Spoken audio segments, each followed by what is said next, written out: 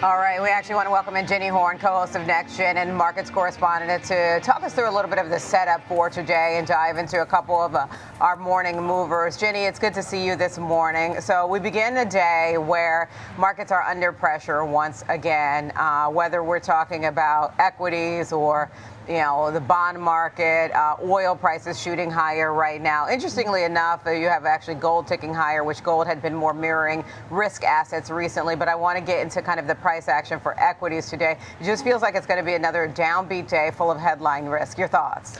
I know, and frankly, I do feel like we became really accustomed to, some of like the pre-market weakness being, really bought up by the bulls and in the obviously tech trade that was driving overall enthusiasm for the markets for so long. That sort of has died down a bit, where oftentimes it does feel like when we're poised for a lower open here, we're not really seeing any sort of revival in these overall markets, at least on a session-by-session basis. So, pointing to a lower open this morning, no doubt. Oil, you mentioned, of course, crude oil prices still rising as we have gone through the sort of back and forth all week long, digesting what the time frame looks like for the war in Iran, of course. And so this does come after now officially we've seen the Nasdaq Composite slip into correction territory, of course, marking a 10% then decline from the record set back in October. The Dow is also now nearing correction territory, down almost 9% from its all-time high. S&P has fared more modestly, down about 7%. And so President Donald Trump did extend a deadline to attack Iran's energy infrastructure, saying he would extend a pause to attack those energy facilities in Iran to April 6th, which is a little over a week after the original deadline that had been set to end Friday. And so this is, per Truth Social post, Trump did say that per the Iranian government request, please let this statement serve as a representation that he is pausing this period of energy plant destruction, and that talks are ongoing. And despite some of the statements from various media outlets, he did say that they are going very well. So this is the latest signal that the Trump administration is seeking an end to the U.S.-Iran war, which is right now, of course, hurt on, overall oil prices. Also been a major weak spot for the entire cryptocurrency asset class. But I will say that looking at some of the interesting price activity today, volatility a bit more elevated than yesterday as we are nearing that 3 handle here, and the dollar also higher, and gold, as you mentioned, another standout in reaction of about 0.8%. And so a resolution I do think is definitely sought out by these markets, but every day it's like we digest how much longer that this could go on, and that's sort of what we see now is this tug of war back and forth, but today obviously tugging a bit more to the downside, Diane. Yeah, indeed. And then, I'm glad you mentioned volatility with the VIX sitting above 29 right now. So we've got volatility elevated today. And then the pattern recently has been investors taking off risk heading into the weekend, because why would you want to go risk on when there's still uncertainty in front of us? Because, by this weekend, we'll be hitting 30 days with the war with Iran. And I know that's a key point to think about, especially when the other original indications from the president were that this would be a 4 to 5 week war. So we'll see if we, end up coming to that timeline, because now we're kicking things into April.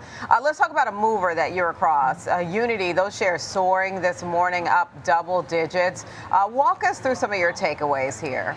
Yeah, this is interesting because Unity now releasing its preliminary, at least first quarter results by exceeding guidance, and giving some enthusiastic metrics, as they did say that they will be enhancing their growth and profitability by exiting their non-strategic ad business. And so this is obviously a company that falls in broader tech, which does operate various game engines. And so it has seen a bit of definitely exposure to some of the pressure we've seen in broader tech. But this headline obviously enthusiastic, as they did give adjusted EBITDA now for their first quarter 2026 above guidance. They also do expect to report revenues of $505 to $508 million. Previous guidance was roughly $480 million to $490 million. And they expect adjusted EBITDA of $130 to $135 million. Also would be substantially ahead of the prior guide of $105 to $110 million. And that represents, a whopping 58% pace of growth on a year-over-year basis. But this is driven by Unity Vector, which is expected to increase about 15% sequentially in the first quarter of this year, as well as better than expected performance in their Create segment. So they expect to grow their revenue of approximately $352 million and Create revenue of approximately $155 million.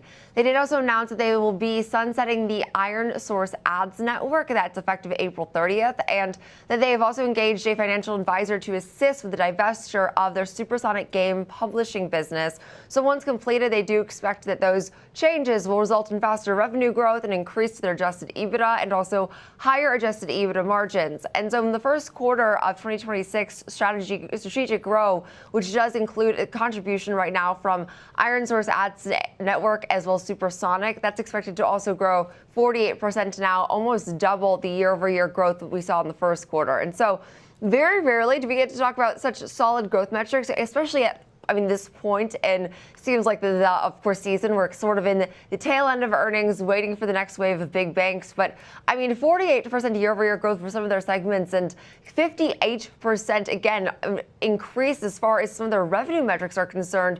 These are really phenomenal growth numbers, and so we're seeing a pretty big pop today in Unity shares. Up double-digit percentages at least this morning, Diane. Okay, and it may not be Merger Monday, but there's some merger talk that I know you're across. Brown-Forman, the parent company of Jack Daniels. So think of it as like Brown Liquors, obviously. Take us through the latest here. That's so funny. That's exactly how I always think about it. And I know that they have many other brands under their portfolio, but that is first thing that always comes to mind naturally. But we are seeing right now some merger talks, of course.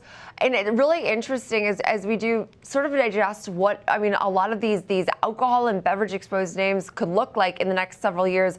I don't feel like the theme of consolidation is going away anytime soon. And so we did see that from France, Pernod Ricard and Jack Daniels, of course, Brown-Forman, in these merger talks. They did say the move would unite the world's second largest spirits makers with then the largest producer of American whiskey, of course, being Brown-Forman. But spirits companies have been battling, this multi-year slump. They're not alone. We've also seen it from beer, wine, all the various sectors of alcohol consumption amid the slowing demand and also various tariff pressures, which have triggered, a massive slide in some of these companies' valuations. And so CEO exits have also been pretty common at all these companies, as well as some pretty substantial cuts to their costs and sales declines. And so shares of Brown-Forman, which has a market cap roughly now $11 billion, ended up nearly 9% on Thursday after those talks, of course, that we saw overall in regards to, making a more conglomerate type company.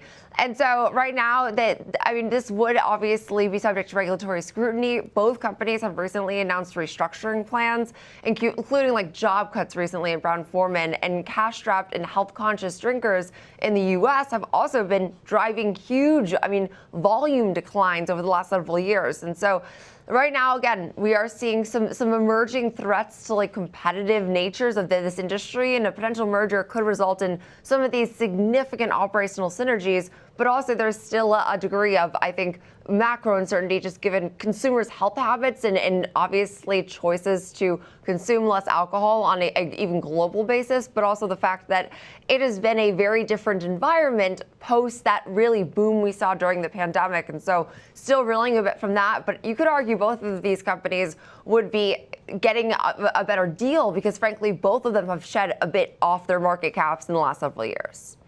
Thank you, Jenny. That's Jenny Horne, co-host of Next Gen. Appreciate the deep dive there.